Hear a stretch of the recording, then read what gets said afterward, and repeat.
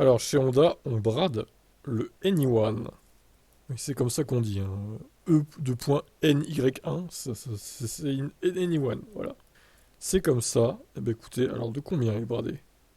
Jusqu'au 30 juin, le Honda Anyone est affiché avec un rabais de 12 800 euros. 12 800 euros. Waouh!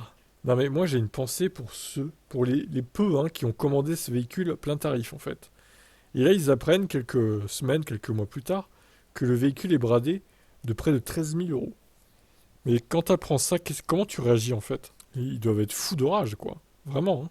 Donc 204 chevaux, 68,8 kWh, 412 km seulement, c'est pas énorme. De base il était à 47 700 euros. Bah, il était cher comme était cher la Honda E à l'époque en citadine quoi. La guerre des prix est lancée sur le marché du SUV électrique. Entre les nouveaux modèles bien placés comme le Scénic ou ceux qui ont décidé de faire fondre leurs tarifs à l'image du Toyota BZ4X, ça a poussé Honda à réagir. La marque annonce ainsi la mise en place d'une très grosse promotion jusqu'au 30 juin, 12 800 euros de rabais. Le modèle Advance, 34 900 euros.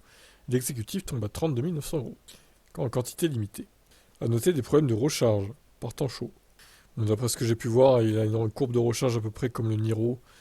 C'est-à-dire, il monte à 80 à peu près, et puis bah, du coup, voilà, ça descend assez vite. Donc c'est pas terrible niveau recharge.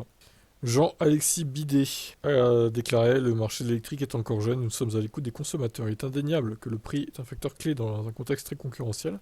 Aussi, nous avons décidé de reconsidérer l'offre tarifaire de notre SUV électrique. Très bien.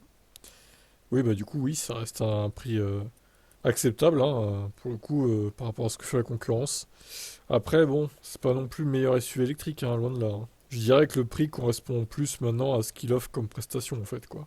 Que ce soit au niveau de l'autonomie, de la puissance ou de la vitesse de recharge. Bon, bah on espère pour eux que ça va décoller enfin les ventes. Ils ont fait un gros effort, donc à voir. Et dommage qu'ils aient pas bradé la Honda E à l'époque aussi. Ils ont jamais osé le faire, ça, par contre, hein. Bon, c'est un peu dommage. Ouais, ciao.